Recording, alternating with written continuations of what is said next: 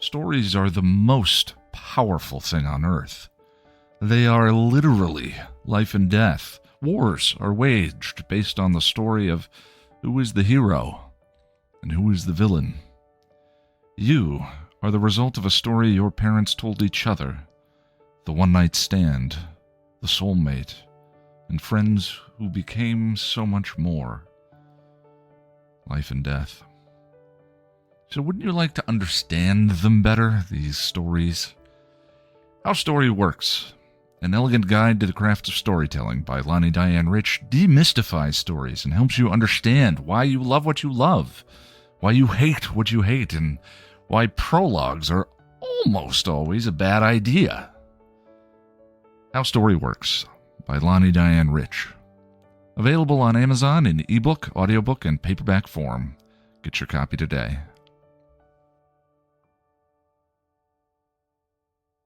Welcome to Still Pretty, a Buffy the Vampire Slayer podcast from Chipperish Media. I'm film scholar and locker monster Noelle LaCroix. And I'm story expert and stinky sulfur-smelling scapula Lani Diane Rich. And we are here today to talk about I Only Have Eyes for You, the 19th episode of Season 2. I Only Have Eyes for You aired on April 28th, 1998, and was written by Marty fucking Noxon, friend and yours, and directed by James Whitmore Jr. Yes, every episode of Still Pretty is fully spoiled because we talk about Buffy all the way through. We might even bring in stuff from Angel the series. You don't know what we're going to do. We're unpredictable, so I just want to let you know, if you haven't been spoiled, go ahead and watch the whole thing and then come back to Still Pretty. It'll totally be worth it. All right, we're going to look at all the pieces carefully and rationally, and we're going to keep looking until we know exactly how this is all your fault.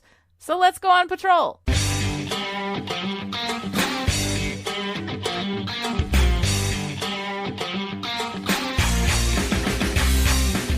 In I Only Have Eyes for You, Buffy interrupts a boy arguing with his girlfriend because she broke up with him, shouting at her that love is forever. Buffy knocks the gun out of his hand just as he's about to shoot, but when the boy and girl snap out of it and have no memory of what happened or why, Buffy suspects things are starting to get a little weird. We weren't even fighting a few minutes ago. We weren't. I swear to God. If you weren't fighting, then why'd you have a gun? I don't know. I don't even know where I got it. I don't see any gun. When Buffy is in Principal Snyder's office, a yearbook from 1955 falls off the shelf and she puts it back. Later in class, she falls asleep from boredom and sees a vision of a student and teacher from the past flirting, then wakes up to her teacher writing, "Don't walk away from me, bitch," on the chalkboard. When a disembodied ghostly arm grabs Xander at his locker, the Scoobies get to Scoobying, trying to figure out who the ghost is and what they want. Later that night, a janitor and a teacher who don't seem to know each other well have the same argument, but Giles is too late to stop it before the gun goes off. What's going on? What's going on? You just shot a woman. In their new multi-million-dollar and conveniently abandoned cement mansion, Angelus flirts with Drew, mostly to piss off Spike. But Drew has a vision of the Slayer in trouble. Giles is convinced that the ghost is Jenny, despite the fact that none of the specifics of the murder match what happened with her. Buffy, Willow, and Xander find the yearbook and discover that a teacher named Grace broke up with a student named James the night of the Sadie Hawkins dance in 1955. James shot and killed Grace, then killed himself, and his ghost is reliving the event. We need to shut him down before some other innocent guy goes and kills some poor nice girl and then blows his brains out all over the music room wall. Willow makes a plan to do a magical exorcism, creating a triangle around the site of the murder so that they can banish James's ghost. At the school, Buffy sees the ghosts of Grace and James dancing in the music room to I Only Have Eyes for You, and it's all sweet until James's face decomposes. Cordelia's face becomes scarred in the bathroom, and Willow is almost swallowed by the floor in the school lobby. Buffy relives the events of Grace and James' romance, and James's decomposed face yells at her. Giles rescues Willow from the lobby floor and accepts that the ghost is not Jenny. The clock strikes midnight, and the four Scoobies start the ritual to expel James from the school. The ritual fails spectacularly as a horde of wasps attacks and chases them out and forms a wall around the school. The Scoobies reconvene at Buffy's house and figure out that James wants forgiveness, but can't get it. And like Giles, Buffy sees the whole thing through one very personal and increasingly less subtextual lens. James destroyed the one person he loved the most in a moment of blind passion. That's not something you forgive. Unable to talk about this anymore, Buffy leaves the house and goes back to school by herself. As she approaches, the wall of wasps opens to let her pass. Willow figures out where Buffy went, but the wall of wasps won't let them all back in. It does, however, let Angelus in, and after a few moments of dark taunting, both Buffy and Angelus are under the spell, playing out the gender-swapped roles of James and Grace, ending with Buffy as James shooting Angel as Grace. Don't talk to me like I'm some stupid... Angel falls over the balcony, as Grace did, and Buffy heads into the music room with the gun to shoot herself, as James did. Angel, however, being a vampire, is able to wake up and find her before she can kill herself, and they play out the rest of the story, with Grace offering James forgiveness. They kiss, the souls of James and Grace leave, and then... Angel. Back at the library, Giles talks to Buffy about her experience, and she tries to figure out why Grace would forgive James. Giles says it doesn't really matter, and Buffy accepts that. At the mansion, Angel is trying to wash off the love that violated him, and he and Drew decide to go out and get in a nice vile kill before dawn. As they leave Spike behind, Spike rises from his wheelchair, fully restored, but biding his time to get back at Angel.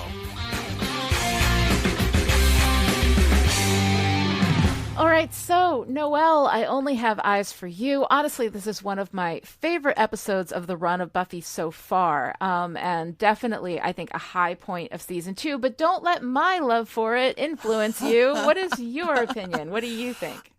This is one of the episodes that I completely forgot about until I watched it again, and then...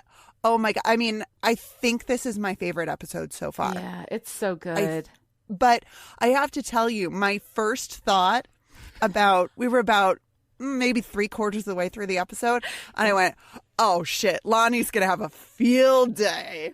Right. Because themes. Oh my God, themes. Yeah, that whole forgiveness thing is a little bit rough. And we will address all of that in just a little bit. But I don't want to get too ranty right off the top at the show. Yeah. That's fair.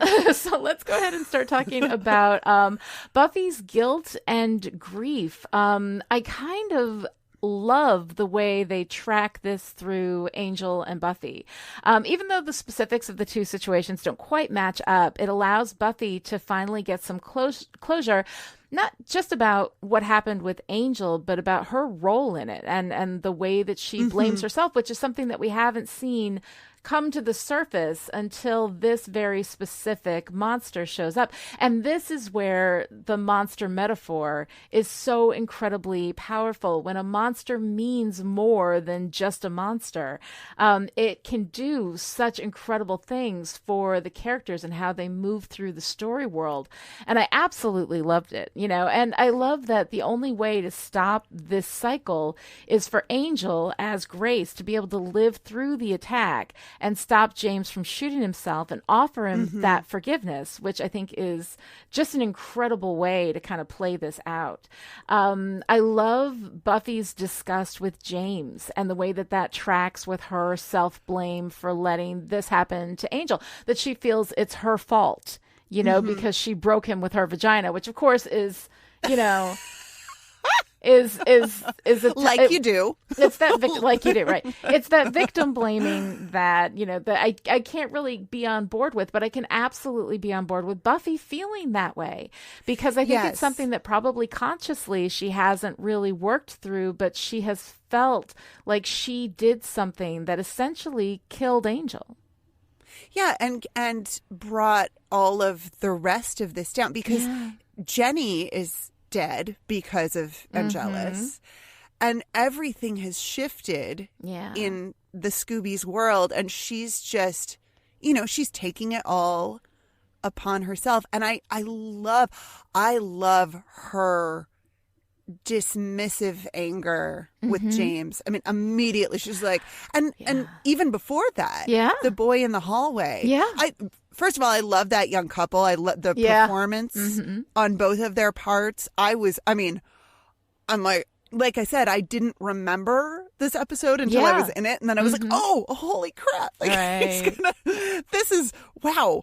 But when she's, he's like, the guy's like, I don't know why I did that. And Buffy says, because you're a jerk. Yes. Like, she's just not, she has no time for anyone's excuses or, the paranormal has not even crossed her radar yet. She's just like, you're awful. Yeah. You were about to shoot your girlfriend. What the actual fuck? Exactly. Yeah. And I mean, when they have that moment and they both wake up and they're like, I have no idea what just happened, and then the janitor's like, well, where's the gun? And I thought it was a great way of bringing the janitor in there too. Yes. Because we have him and we see him there and he's sort of, and then when the janitor ends up getting pulled into it later, it's not like just two people out of nowhere, I mean, it actually was really interesting. And so I liked the way that they did that. She has absolutely no sympathy for James. Buffy has no sympathy for James in the beginning. And she says, she has that whole thing. James destroyed the one person he loved the most in a moment of blind passion. That's when it all becomes like textual. That's when it comes to the surface, I think, for Buffy.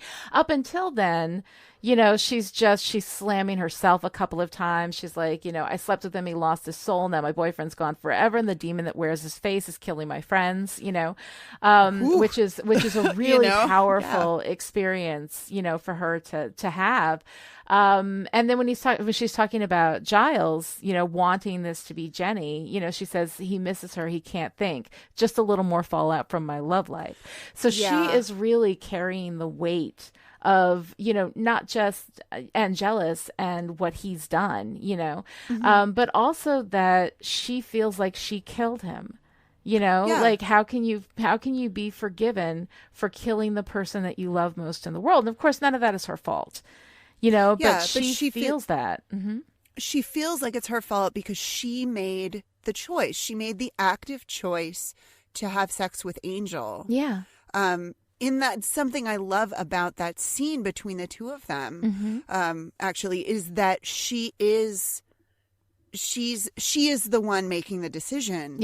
In that moment. So when all of this goes horribly, horribly wrong.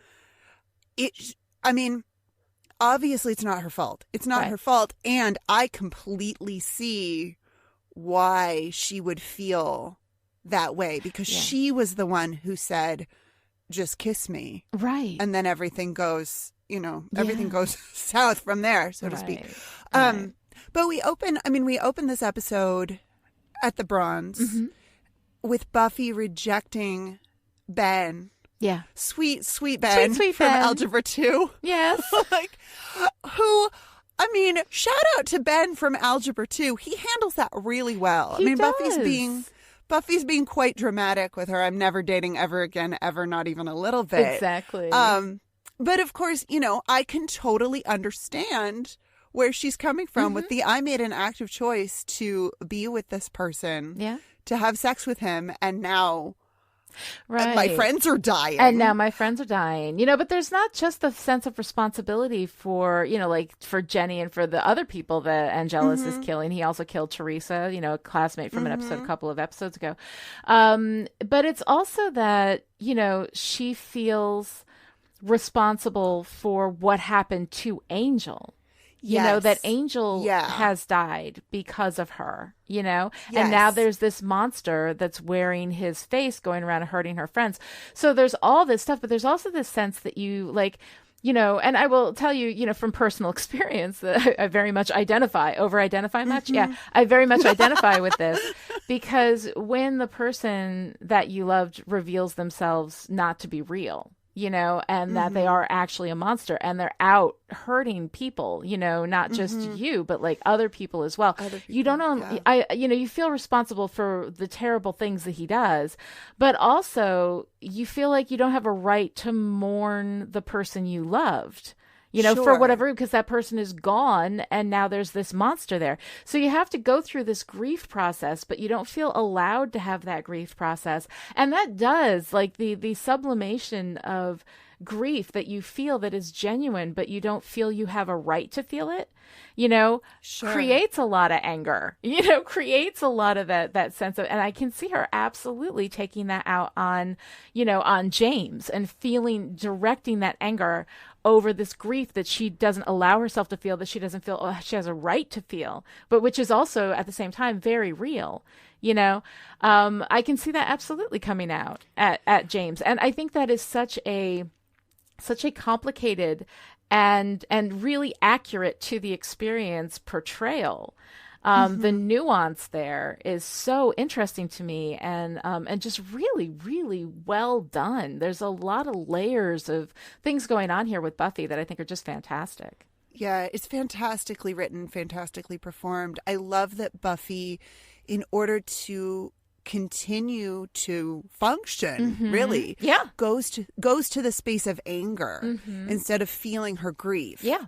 I mean, whereas Giles is trying so hard to grapple with this grief over Jenny, and really, like, poor Giles. Yes. Poor Giles. My heart just breaks for Giles in this episode. It's so sad. And he's so, like, for a while there, he's like out. Like he's on the bench. Yeah. He can't function. He can't be a part of the team here, because he's not addressing the reality that is. He's kind of trying to make it into the reality he wants, which is, I think, not that Jenny would, cause people to hurt other people, but that Jenny would be accessible somehow. That she was present, she was there, and so he just wanted so desperately for her to be there. And I think that is a really cool thing too, Yeah. So one of my favorite bits of Giles's process in this episode is when he comes to visit Willow in Jenny's classroom. Yeah. Oh. And Willow is killing it. Willow's amazing. She's doing so beautifully, and she's in her element. And she tells him, she left great lesson plans. Like, I'm just following what she left for me. And they have this sweet moment where they're talking about, the lesson plans and Jenny's dedication and, her computer, everything that was on her computer, including her pagan and magic sites and files. And I'm so delighted to see Willow. I know. Willow's delight at that. But I love that they're having this conversation that's really about how wonderful Jenny was and how much they miss her, but they're talking about lesson plans, and it's just, it's so good. And Giles just kind of, you can see him just kind of wanting to be there in Jenny's classroom with her things and her, and he's. And he never wanted anything to do with all these computers. I mean, it's like non-smelly, whatever. Yes, non-tactile, yeah. Oh, and I just got it. So computers aren't smelly, but magic is. Magic is smelly. Magic is smelly. Oh, because later on, Willow is stinky, and Giles is like, good job using sulfur. Yes, I know. And I love the way that I love Willow picking up on this new passion, that it's something she's so excited about. And of course, then they immediately go into doing that spell, which I think is incredible. The whole spell thing is very fun with them all in those different spaces, saying the words, Yeah, it's really, and of course the spell doesn't work. Is not effective. It basically is effective at really pissing off James to the point where he generates wasps, Right. To protect the building. But I love that she comes in and finds a magical solution. And this, of course, is the beginning of our evolution of Willow as a witch. This is the beginning. Like, she gets that. That is something that she picks up from Jenny Calendar and carries with her. And it becomes a powerful part of her identity for the rest of the show. Yep. You know, and I mean, think that that's so cool. Yeah, and she literally picks up something of Jenny's. She picks up the rose quartz and hands it to Giles, and it's this lovely, like, passing of the torch almost. That Jenny was our techno-pagan. Yeah. And now we've got Willow, who's going to bring magic and, you know, that kind of healing to the group. And I love it. It's so good. Yeah. Yep. It gets me. It's so good. It gets you right there. It gets me right there. Well, and Willow and Giles, we've talked before about Willow and Giles and their relationship and how complex it is, really. And I think I don't want to dive too deep into this with this episode, but I think there's something interesting and noteworthy in the fact that in the past we have a student-teacher relationship that is obviously romantic. Yes. And in the present, we have this student-teacher relationship that is not at all romantic, that could easily be, you know, somebody who didn't know might say, Willow and the librarian spend a lot of time together. But, you know, there isn't any sense there's nothing. There's nothing there. There's nothing. And even in the moment when he rescues her from being swallowed up by the floor, right? And they tumble down the stairs, you know, in this sort of prone position, right? Yeah. You know, and the kind of thing that, like, whenever that happens with a man and a woman, we always have that shot of one of them on top of the other and then that awkward thing. And there was none of that with Willow. Thank God. Thank God. If they had done that. Flustered. Thank God. I would be horrified. But I do love, though, that the relationship between Willow and Giles has always been like, Giles and Buffy are very much a father-daughter, you know, analog. And that is so clear. There is absolutely parent-child thing going on there. With Willow, though, it has always felt more like colleagues, you know? Yeah. And she is almost at his level, just in, you know, in intellect, in knowledge, in enthusiasm for knowledge, like all of that stuff. And so she is, you know, connected with him. And of course it is him saving Willow from this floor swallowing monster thing, you know? And him saving Willow that wakes him up from this idea that it was Jenny, you know, that he's like, no, I and Willow says Jenny would never be so mean. I love the way Giles she is says like, no. that too. And as soon as she says that, he wakes up. And so they have this sort of relationship of, I mean, not quite equals, because there is a power differential there. There is an age differential there. So, I mean, that is acknowledged. But they really are much more colleagues. And, it's that like a mentor-mentee relationship. Yeah, that's how I read it. I love it. It's such a great and special relationship between the two of them, and seeing that play out as the thing that wakes up Giles, I think is really, honestly, one of my favorite things in this episode, I have a lot of things to love in this episode. But one of the things I don't love. Yes. Let's go ahead and do this. Let's do it. Because, oh God.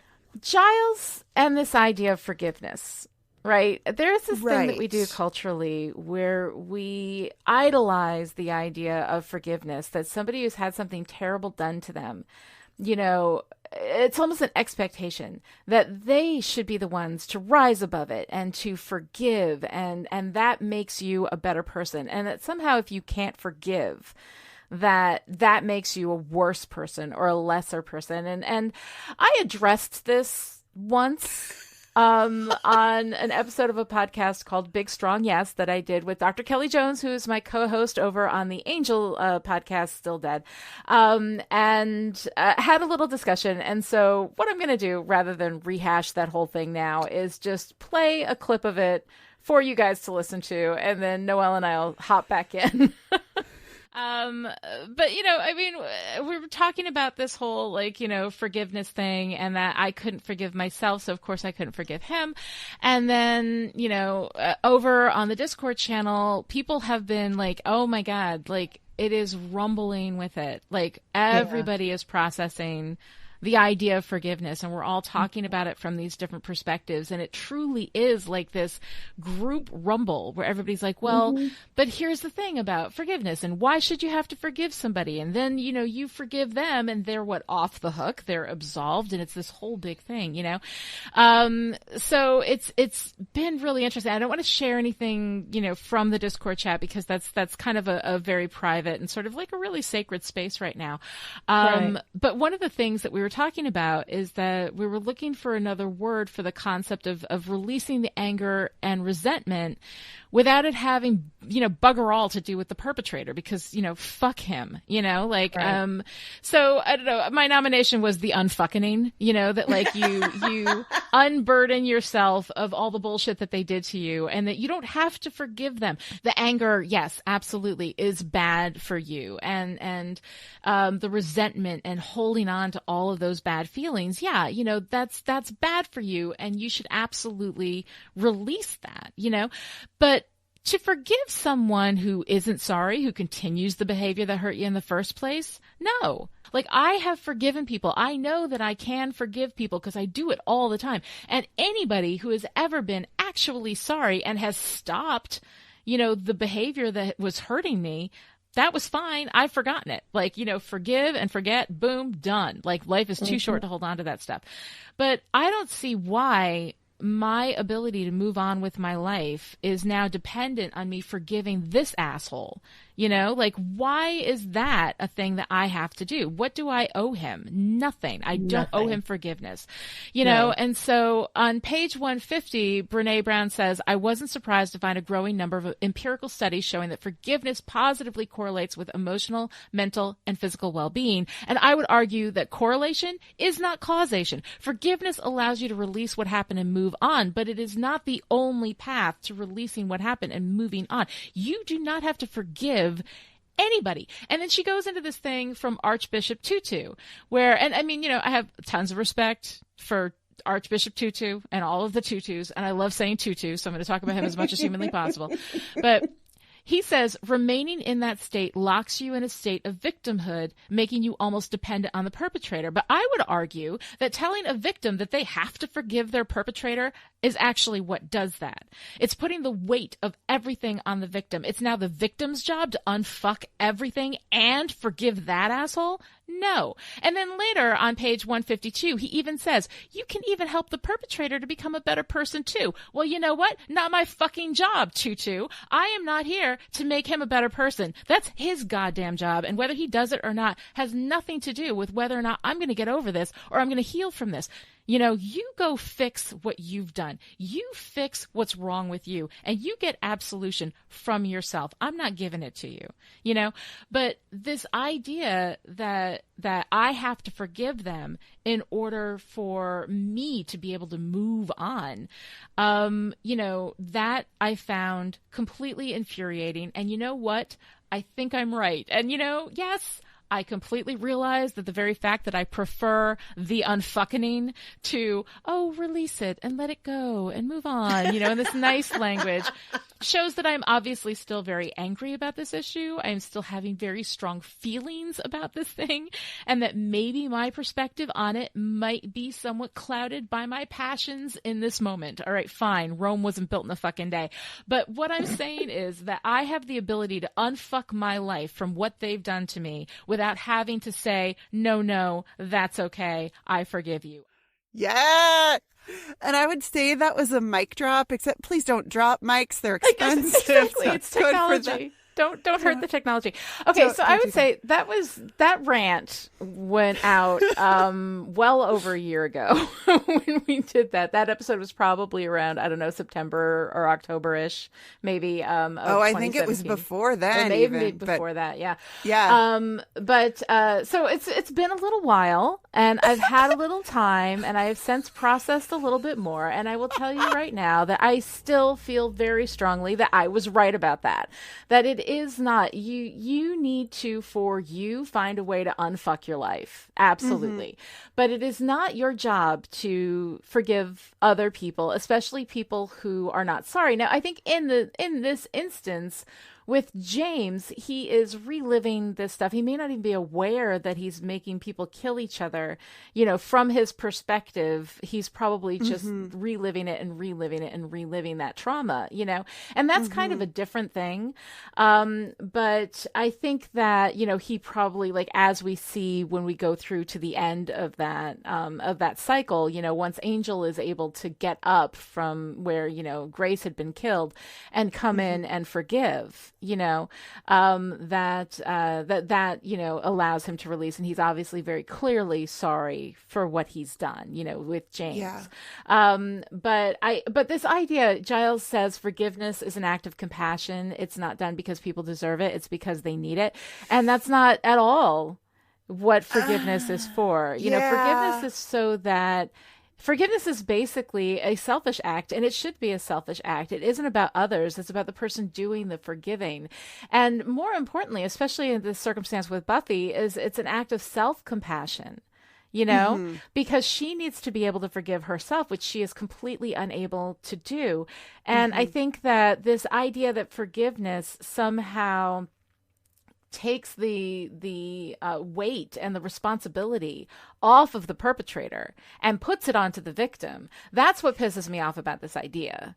You know, that it's this act of compassion that you are somehow, you know, under some kind of obligation to perform when you've been victimized. And I don't think that is necessarily the way it should be. So I don't know, a year and some odd later, Noelle, what do you think? Yeah, I mean, this is such a tricky situation.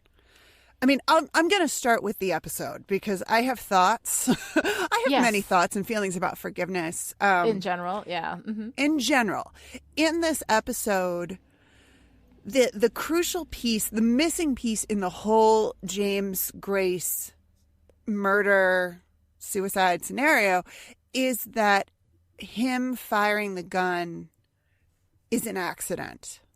He does not mean to shoot her in that moment. He's waving the gun at her because he's angry. Oh, so you don't think he deliberately pulled that trigger? I think he deliberately brought a gun to this breakup conversation. Yeah. But no, my understanding of that moment, my reading of that moment is that he didn't mean to shoot her in that moment. Mm-hmm. That the gun goes off because he's so angry. He's waving the gun at her and then it fires. Yeah. That's my read, that he never, you know, in that moment. Okay, this is gonna. Yeah, that's not my read of it. But okay, all right. I'm gonna put. But you're very generous. I'm gonna put a big old trigger warning on this for suicide. Yeah. So everybody, I mean, it's a real thing. It's a real issue. Feel free to skip ahead about. I'm gonna say 5 minutes because I'm gonna go off on this. Okay. But here we go. There is a documentary about the Golden Gate Bridge called The Bridge. Yeah. That is about jumpers, people who, you know, go there with the express purpose of killing themselves. And it's a fantastic documentary if it's something that you feel, if it's a subject matter that you feel like you can engage with safely. I really, really encourage people to watch this. There's one particular interview with a young man who survived his suicide attempt, where he talks about, because the bridge is so high, you have time on your way down from the bridge to the water to think about what you've just done. Oh my God. Right? I know. And he says that in that moment, he realized that he didn't want to die in that fall as he was falling toward the water. And he was able to, you know, whatever combination of luck or coincidence or divine intervention or whatever you happen to believe, he was able to angle his body in such a way, and he made it, you know, he made it. But he does that moment for me was just so chilling, because I have been in that space of wanting to end everything. And I think I had some intuitive sense that I would also have that moment of, no, this is not really what I don't really want to die. I really want to be somewhere else, or, you know, I want something to change and I feel powerless to change it. So, so with James and I read that sort of headspace into James and the gun, that he brings the gun to this confrontation, not because he actually wants to kill Grace or kill himself, but because he needs a way out. He needs a way to have some power in a situation where he feels completely powerless. Yeah. And I mean, you've talked before about guns as unearned power. I mean, I think he takes this, you know, symbol of power and dominance and violence and control. But that's not really what he wants. He doesn't really want to hurt her. He's not really angry with her. He's sad. He's heartbroken. And I have issues with that just from a narrative perspective. The idea, and we see this a lot in fiction, that the mad guy is actually the sad guy, and therefore what he does is not really his fault, which, no. I mean, but it's such a complex situation for me with James and the gun, and then what he feels like he has to do because he's made this horrible, fatal mistake of shooting someone that he never really wanted to hurt.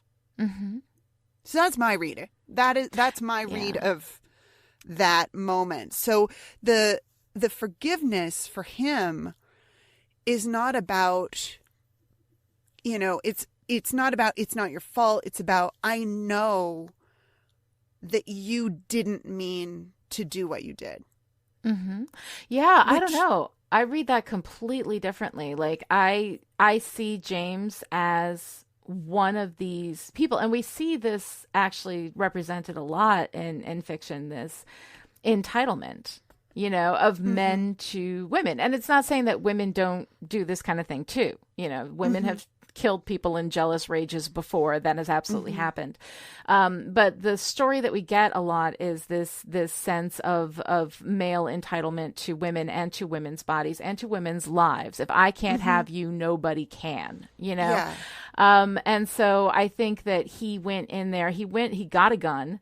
You know, he went there to argue with her and tell her that she couldn't break up with him, which of course she could because she has that right, you know.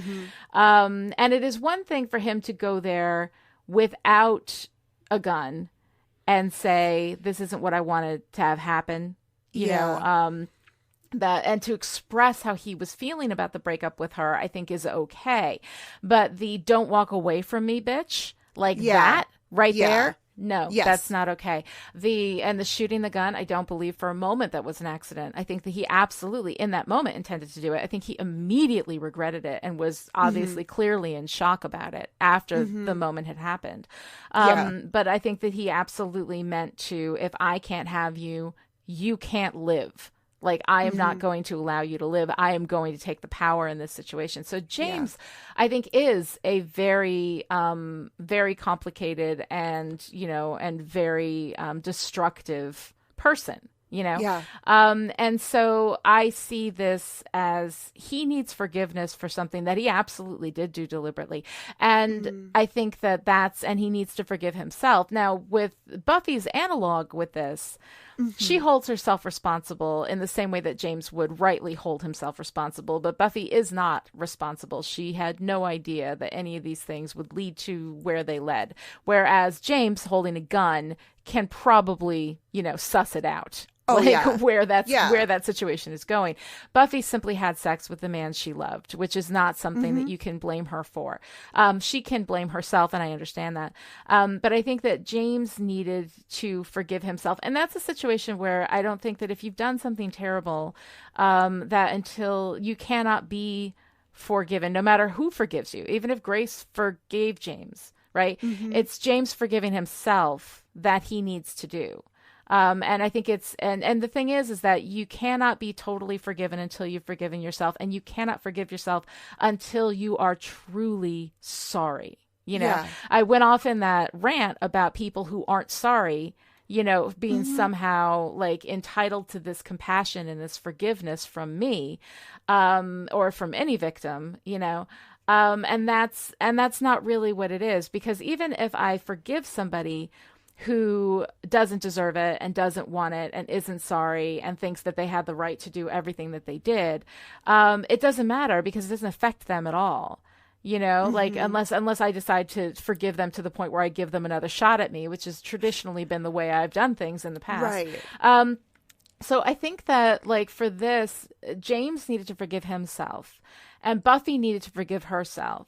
But it was Grace and it was Angel who made that possible. Who made that forgiveness possible by opening up that space with their own forgiveness, And of course it wasn't, it was Angelus who was, possessed by Grace, so you can say it wasn't really Angel who was saying, you didn't kill me, it's not your fault, and I love you and I loved you always, and that kind of thing. So I mean, the analog there doesn't quite line up perfectly, but I kind of like that it doesn't line up perfectly.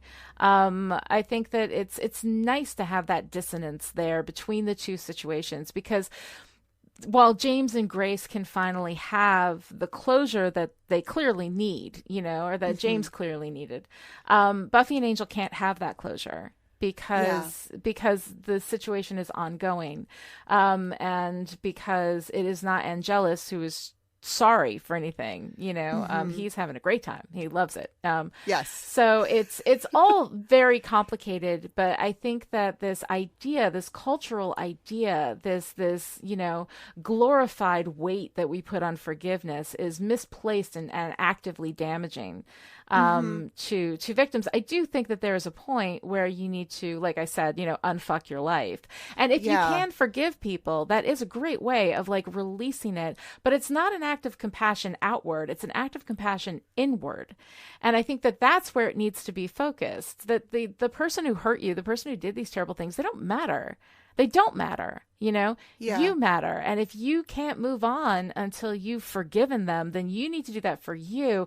So Giles' whole bit about it's not done because people deserve it, it's done because they need it, it has absolutely nothing to do with whether they need it or deserve it. That doesn't matter.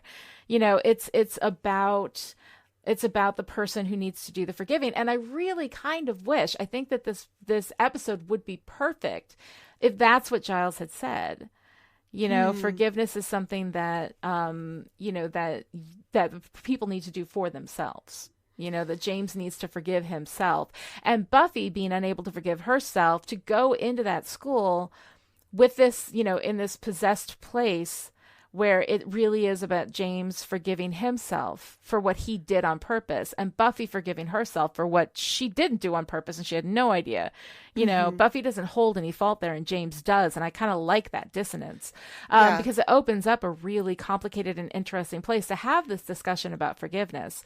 But your response to this episode, Lonnie's going to lose it, was entirely on board, because I still feel that same way. My opinions on this have not changed at all. Yeah. And I mean, I have a lot of thoughts about forgiveness. Yeah. And I think that, I completely agree with you that forgiveness is, and really has to be, I think, very situation specific. Mm-hmm. Yes. Because forgiveness doesn't really work for me. And and I think part of the reason for that is that it doesn't get to the heart of what's going on. Mm-hmm. People do horrible things. People do horrible things all the time. Mm-hmm. And we can understand, we can say, oh, you're just a jerk. Like Buffy does in the beginning. Yeah, you did this because you're a horrible person. And we can also say, well, wait a minute. Like the horrible person has their own, there's a reason that someone behaves that way. There's a reason that, we can have compassion for someone's, horrible Well, some people childhood. are just assholes. Some people are just terrible fucking people. Yeah, some people, because they choose to be. This is where I'm getting, like, Yeah.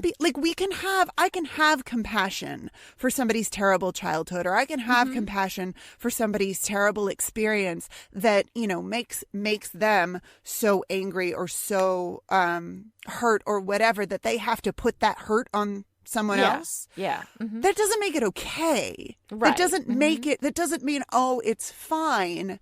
You know, James is sad, so he shoots this woman that he supposedly loves, and it's okay because he got his feelings hurt. No, that's not, that's not it at all. But we can have, it's not so much about forgiveness as it is about compassion and understanding. And also, that is not okay. Like, it's not at what the same you time holding did. them responsible for what they did. Yes. But having that compassion, absolutely. I think that there's a space for that. Yeah. And it doesn't mean, and having compassion for someone doesn't mean that you allow them to continue to hurt you. Having compassion, oh, he didn't mean it. It was an accident. That doesn't make it okay. Right.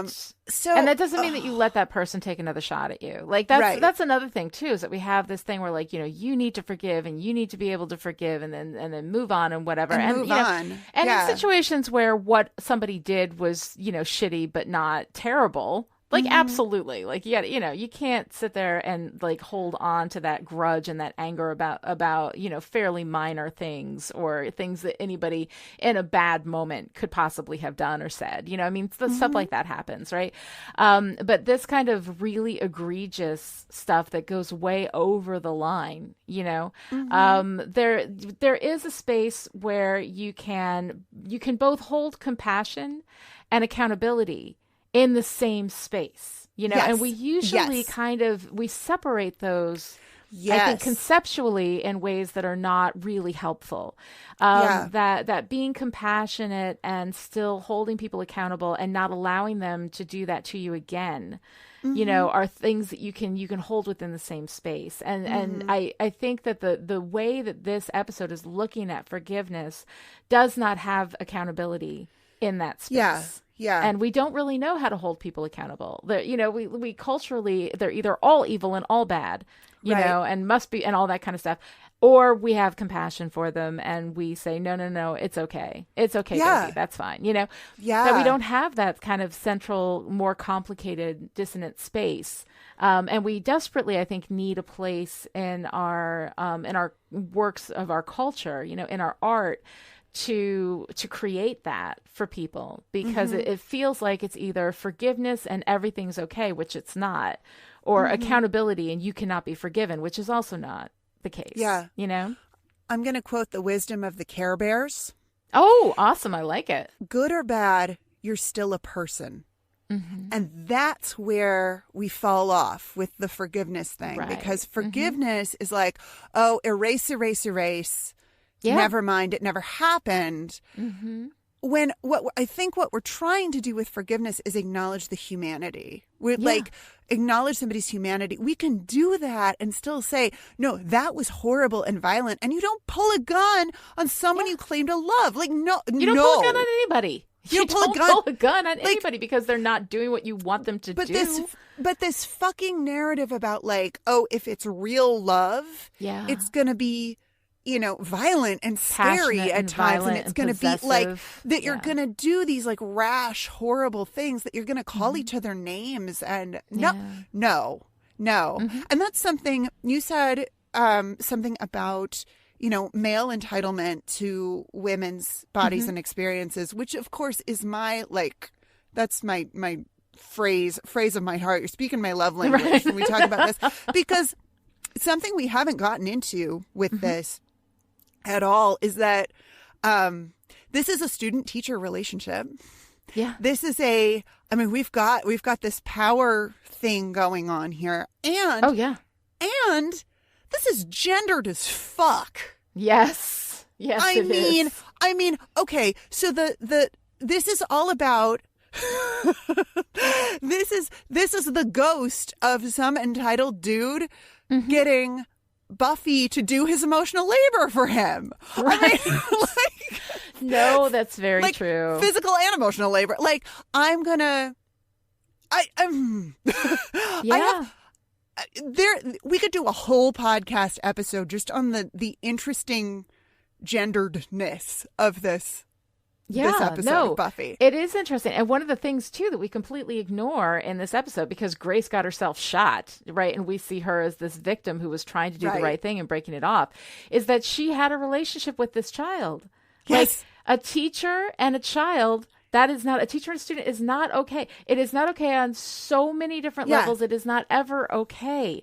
There is a huge power differential. There is, I mean, it is, I would say, like, on the level of a parent and a child. Like, you just don't, that's just a relationship where you don't do that. And I'm not saying that, like, you know, if there's a TA and a grad or something like that, like if there's people who are very close in age and they're kind of like, and it's after the class is over and they were both adults when they met and it's later, that's different because relationships can change and evolve after the fact. And so like that's not a problem for me. But especially when although I can't change like that. Once somebody's been my student, that's it. Like I don't think I could ever they're see them in that different. role. Yeah. But I can understand how other people can evolve past that space and that's fine. But and if he's 18 and she's the 22-year-old, they just made a high school teacher. I mean, I can see where, like, after he's graduated, after he's not the student anymore, after time has passed, and I think there does need to be some time passing. Yeah, for sure, that is seriously unethical. Yeah, like, no, it's not even just unethical. It's like, such an abuse of that relationship. So he is a victim here too. Yes, like that's wrong. He's a child. She is clearly an adult. Like. That's not okay. But because what he does is so egregious, so over the line, we often kind of skip past that. Like we don't even get a mention of teacher student.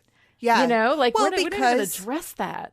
Well, Lani, that's because all teenage boys just want to stick it in every woman they come across. And it's okay if it's a woman. It's okay if it's a woman and it's a if it's male an older student. woman seducing a younger man. That's okay. That's not okay. Okay, and by the way, if you guys aren't reading the sarcasm there, we're both clearly saying that's not okay. It doesn't make a difference. It doesn't make it better.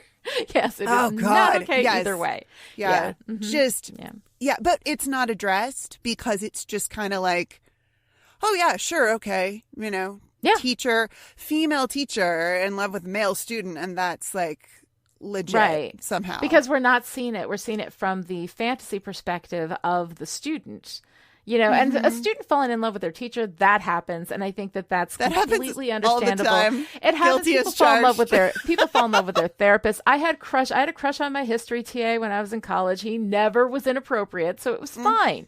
It is okay for the student to have a crush on the teacher. That happens. What is not okay is for a teacher to ever indulge that in any way. To act upon it. It's the acting upon it that's a problem. You can't. I mean, people fall in love with the wrong people all the damn time. Oh yeah. For all kinds of reasons.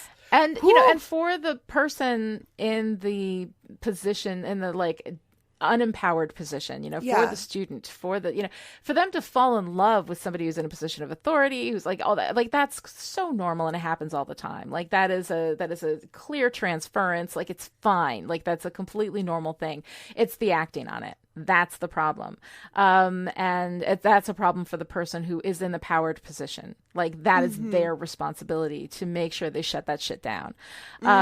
So all of that I think is, it's interesting that we don't address it. I think it's because of the gendered situation that we don't address it. And then to get back to what you were talking about, though, with that like gendered, James using Buffy to work out his emotional labor, right? But he had been choosing men for that role. It isn't until we get Buffy and Angel specifically that we gender flip it. And I was interested in your perspective on that. Oh man. So I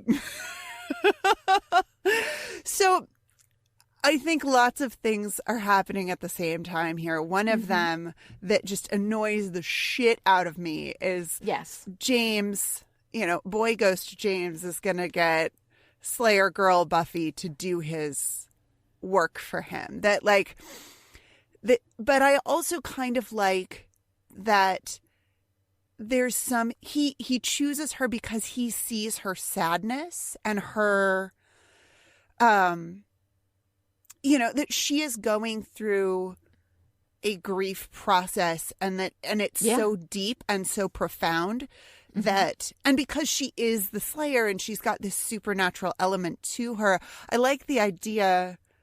There's something charming to me about a ghost being like, oh, yes, I resonate with this person and their sadness. Like, yes, like I feel I'm invisible and I feel seen. And I feel like that's why he chose her, not necessarily because he needed a woman to do his emotional labor, although of course that is exactly what happened. Yeah. And that's what Buffy does. Buffy ends up doing that a lot in her Slayer role. It's just like, okay, all right, the woman is going to swoop in and fix this mess. Right, which I think that, and this is one of those things where it's that raindrop effect, right? It's not that in this particular very specific instance that there's anything really wrong with that, because it does resonate for her. And it is her also working out her own stuff. I mean, she is using his trauma to work out her thing with Angel. And so I think that and her forgiveness of herself. So I think that that's okay. It's just that we so often see, like there's this wonderful moment in Metaphors Be With You, which Rob Hyrett is doing for Chipperish Media. Star Wars podcast, fantastic. Metaphors Be With You, go check it out. It's amazing. But there's this one moment where he's talking about how Leia is comforting Luke after the planet with everybody she knows, her entire family, her home planet, has just been disintegrated and she's lost everyone, is taking the time to comfort Luke and do his emotional labor for him.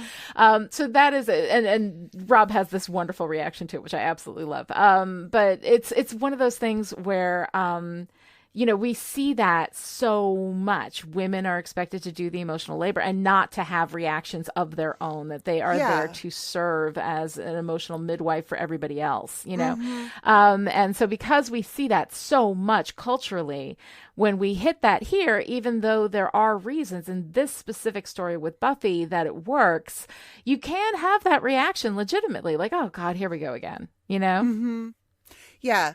But what I love is that, so Buffy's inside, the Scoobies are at the high school. Buffy's inside. Everybody's like, oh shit, what are we going to do? Yeah. And Giles says, there's no man inside for James to possess. Yeah. And it's like, all right, cool. Like that's like, we're safe here. But of course, that's not what happens. And I love this notion that spirits don't have sex or gender, or maybe this is a gender thing. I mean, if you have questions about gender, listen to the podcast Gender Reveal. It's completely brilliant. But I mean, it doesn't seem to be about what this person's body looks like or what role they play in society or how they're perceived. It's about that sense of understanding that James has this connection with Buffy because they need to work out their similar experiences. And I just think that is so fascinating.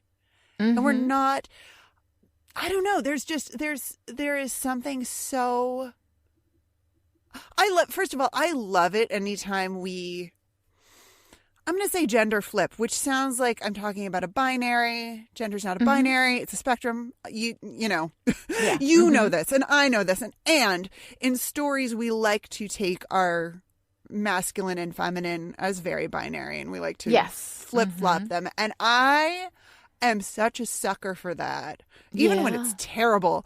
But I love this idea that in order for some sort of closure or resolution to happen in this situation, that we have to get outside of the,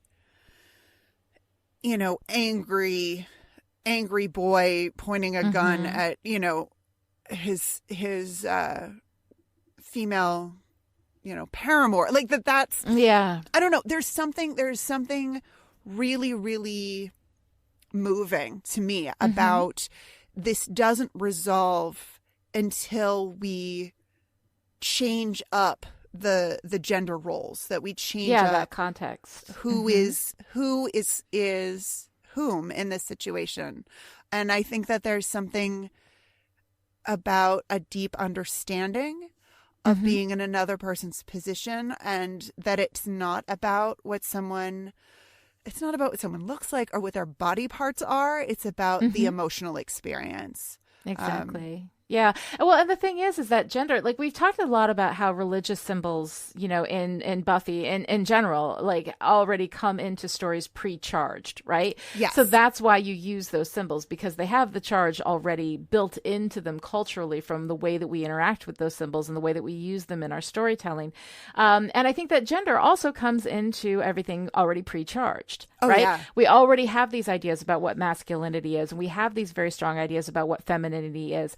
And when we gender flip a story, you know, not just in this specific instance, but just in general, when you gender flip that story, you kind of break out of some of that cement a little bit around the expectations of a gender. And you're able to see these human dynamics in a way that are kind of genderless in context, right? They kind of break free of those spaces, and you can see it in a different perspective. Yeah. And I think that that's part of the reason why gender flipping in a lot of these things, where we have roles that are so charged from the gender associations, end up kind of opening up that narrative space in a way that is really interesting, and it feels freeing. Yeah. When you see a gender flip, there is that sense of like, okay, I'm free from these constraints, from this charge, you know, and I can actually look at this just in the context of what it actually is. So I like that too. Yeah. Yeah. There's not, I mean, I want there to be more there. I think you're absolutely right that it comes about kind of, I mean, it comes about in this great way because we need someone in the role of Grace who can stand up and, you know, forgive James for what he's done. And hey, isn't it convenient that Angel can do that for us? But we do get this interesting connection to gender and sex and relationships. And I love it. It's fascinating. It is. It's very, very cool. All right. So I'm going to go ahead and transition us out of this and talk a little bit about how we here at Chipperish Media, unlike Angel and Spike and Drew, cannot just kill somebody and steal their concrete mansion. Right? We can't? So we can't do that. So we need help from our loyal listeners to keep Angel, Spike, and Drew in the manner to which they've become accustomed, which appears to be living in a literal manner. Patreon supporters get benefits like exclusive content, such as our Still Chipper podcast, and they get to hang out on the Discord channel and argue with us about all the things they thought we got wrong during the show, which is always fun. Chipperish podcasts have absolutely no advertising. We rely on our patrons to perform all of our exorcisms and make our scapulas, and that adds up after a while. So to everyone who is already supporting Chipperish on Patreon, thank you so much. You've made it so that we don't have to murder the owner of the Frank Lloyd Wright cement mansion in LA, and I'm sure that those people really appreciate that. And for those of you who have not yet thrown your dollar in the hat, go ahead and give it a shot, because it is a lot of fun, really helps us keep these podcasts going and have conversations like this one. So transitioning out of that, let's go ahead and talk about Angel and Spike and Drew in the Frank Lloyd Wright concrete mansion. Oh my God. It's so cool, isn't it? I love them so much. Yes. I love our vampire triad so much. But oh my God, give it up for Juliet Landau.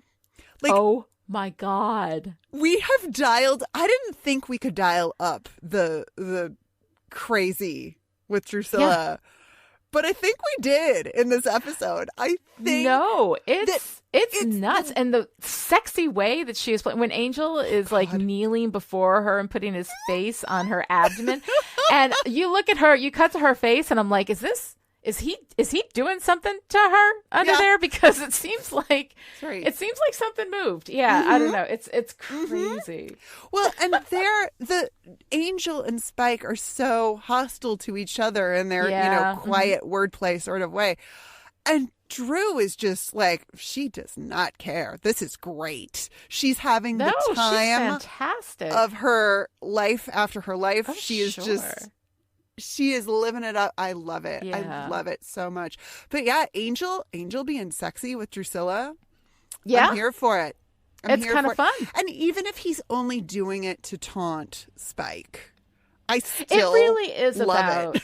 it really is about Angelus and Spike. And I have to say that that I'm kind of here for Angelus and Spike and the sexual tension between the two of them. Like this whole relationship, Drusilla is just the middleman. Like it is a love-hate relationship, and I think that if Angel and Spike just went into a room and made an evening of it, it would diffuse a lot of that tension.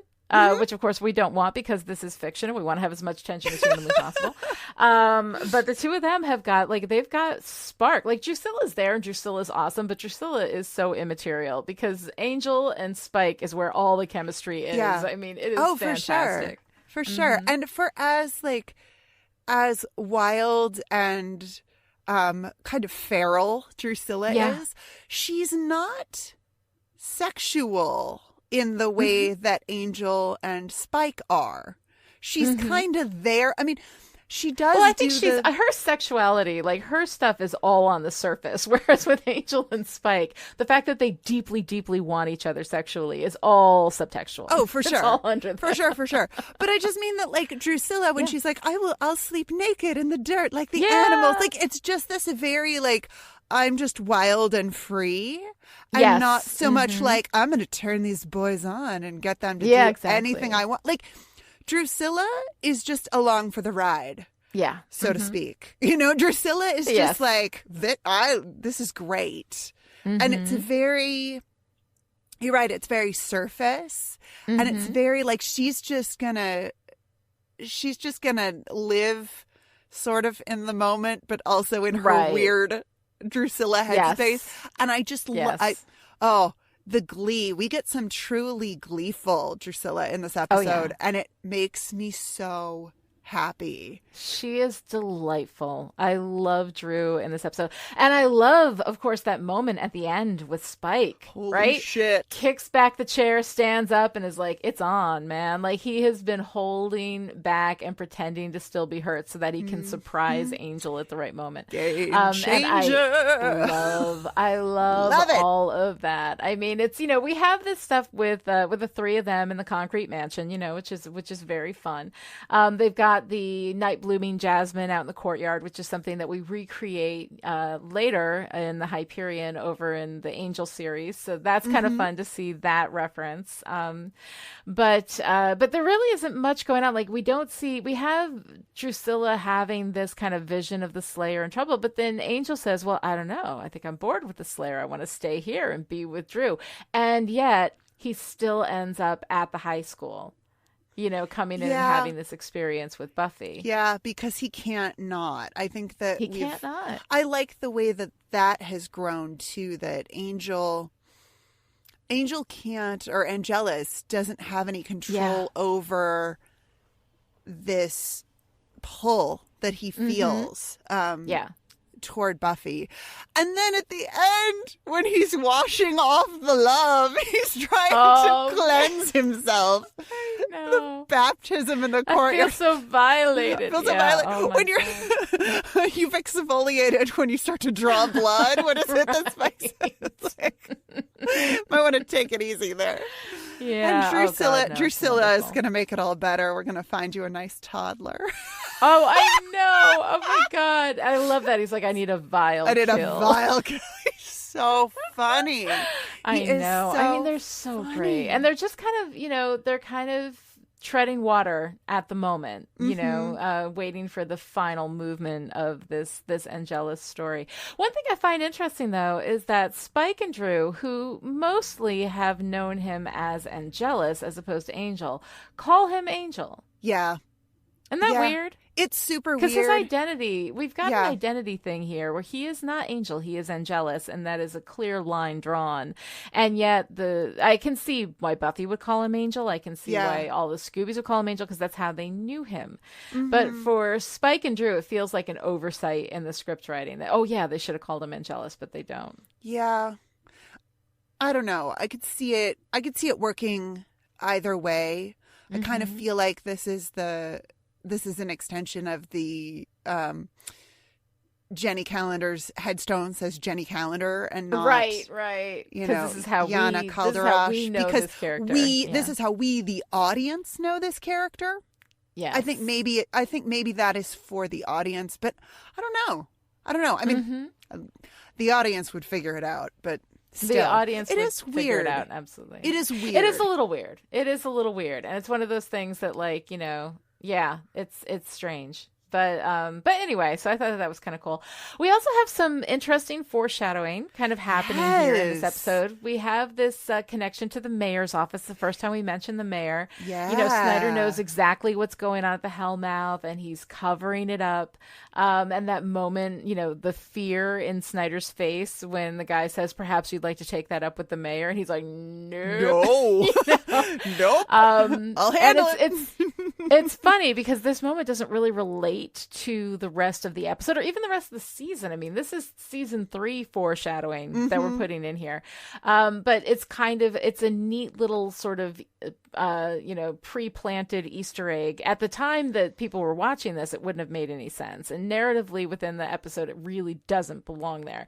But for those of us who have seen, of course, everything that happens in this show, it's kind of fun to have that reference to the mayor, to know that Snyder knows everything that's going on. And of course, we have all the snakes that have manifested in this episode, and then knowing that the mayor at the end of season 3 is going to turn into a giant snake and eat Snyder whole. Kind of fun, kind of a fun little reference. I don't know if that was a deliberate thing, if they already knew at this point that was going to happen. But it's kind of funny. And then there's this moment where Willow says the only solution is the final solution, to which Xander responds, "Nuke the school?" I like that. And of course, at the end of season 3, they do blow up the school. Yeah. So it's kind of funny that we had like those little, you know, Easter eggs sort of in there, just waiting to be discovered later on. And that was kind of fun. Yeah.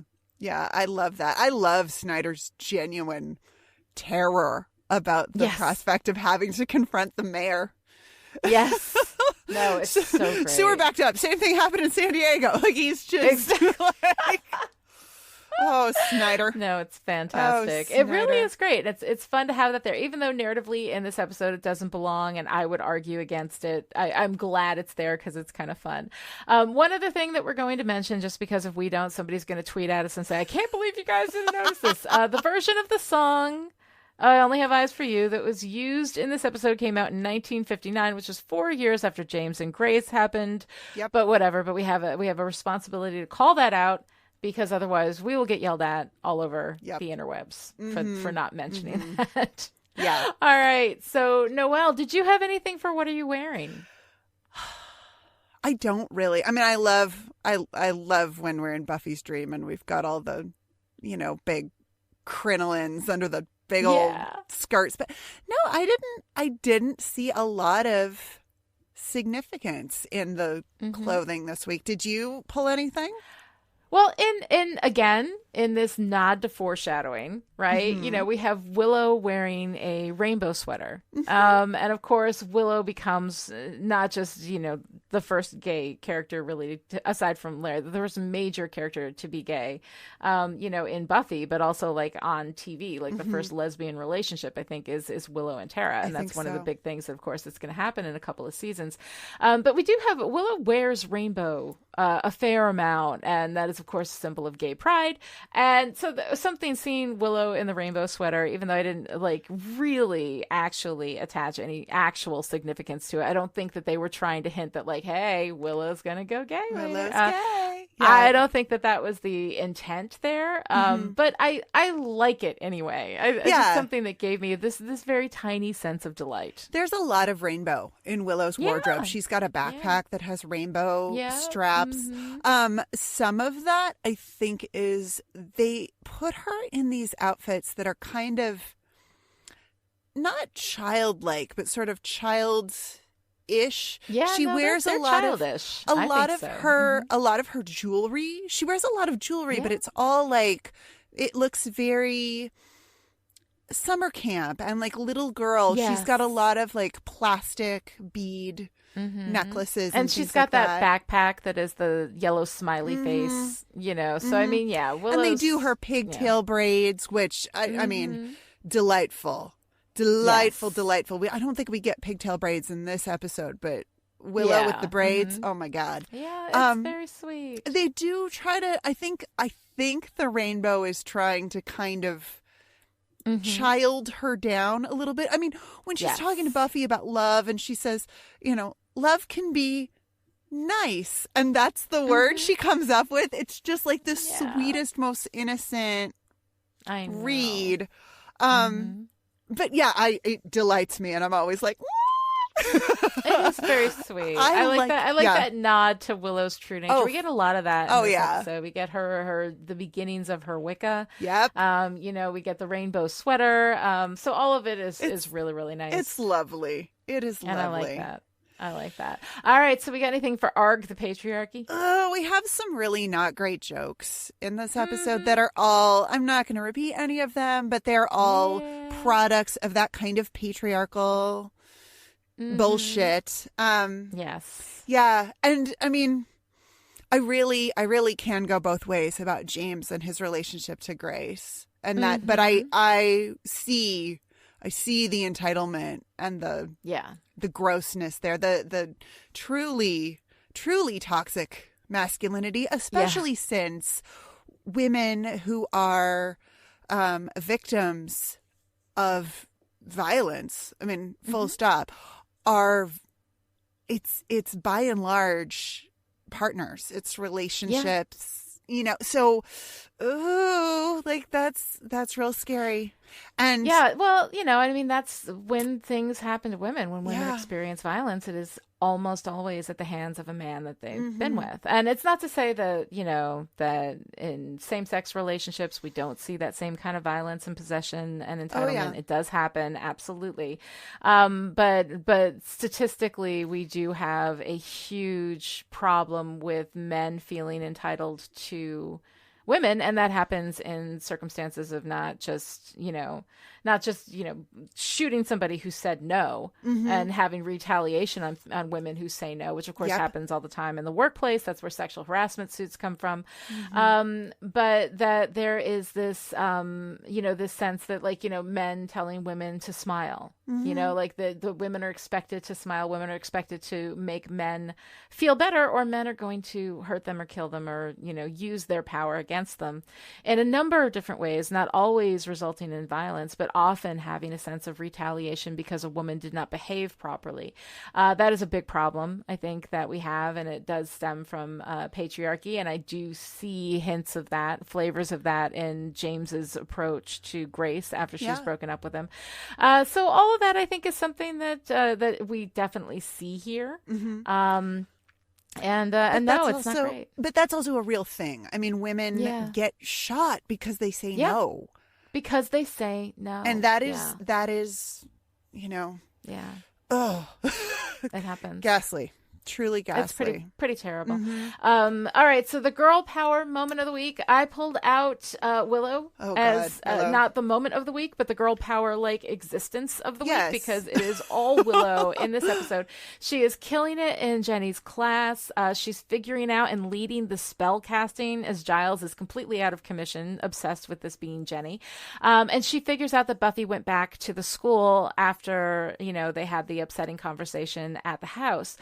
She is completely running the show this week. And so even though we have this sense of Willow as a child, I do see her as also the adult, the leader, stepping into that position.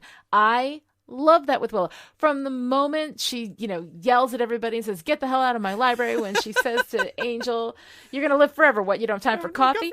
Everything with Willow, she is, and she is so much more powerful than I think she recognizes, than the people around her even recognize. But everybody acknowledges her authority. When Willow says do this thing, people get to doing that thing. Without question. And I love that about Willow. Kind of awesome. She really owns it. Yes. Yeah, no, it's pretty good. All right, so what's your favorite part this week? I love the concept of spirits not having sex or gender, that it doesn't matter. It doesn't matter that there's not a man inside the building for James to possess, because it's not about that yet, whoever. idiot. Yeah. I love that. I love, and I love Giles's delight about the prospect of a poltergeist. Yeah. Oh, I love it whenever Giles gets excited about something supernatural or paranormal. It's so great. And his little Xander says locker monster, and Giles's ears just prick up Loch Ness monster. I know. Giles is delightful. I love Giles. He is delightful. What's your favorite part, Lani? God, when Buffy becomes James, and we intercut the dialogue with her and Angel and then Grace and James in the past and go through that whole thing. It's a little more, the dialogue is a little more on the nose for Buffy and Angel than it is for Grace and James. It works better with Buffy and Angel, although the "don't walk away from me, bitch" doesn't work in any context ever. It's all bad. Yeah. But it gives Buffy this chance to, kind of release that sense of self-blame that happens in abusive relationships where the victim feels like it's their fault. And I think that it's just so nicely done. And that whole sequence for me is so powerful every time I watch it. I love it. All right, that's it for today. To join in the discussion on Twitter, follow me at Lani, Diane, Rich, and Noelle at Noelle Aloud, and use the hashtag StillPretty. You can also visit the Chipperish forums. Go to chipperish.com, click on forum, and join in the fun.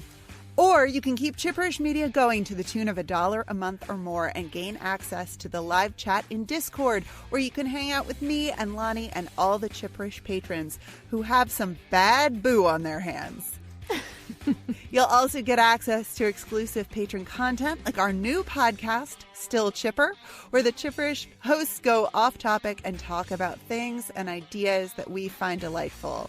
Visit patreon.com/Chipperish to find out more. You can also show your support by giving Still Pretty a great review on Apple Podcasts, or by telling your friends about the show, or by over-identifying with a murderous ghost. We will be back next time with Go Fish, everyone's favorite. No, man, the worst episode. I will put it as the worst episode in the entire run of Buffy. We'll see if I still feel that way next week, but man, that's not good. It's not good. Go Fish, the 20th episode of Season 2. Until then, we encourage you to always challenge us when you feel it's appropriate. You should never be cowed by authority. Except, of course, in this instance, when we are clearly right and you are clearly wrong.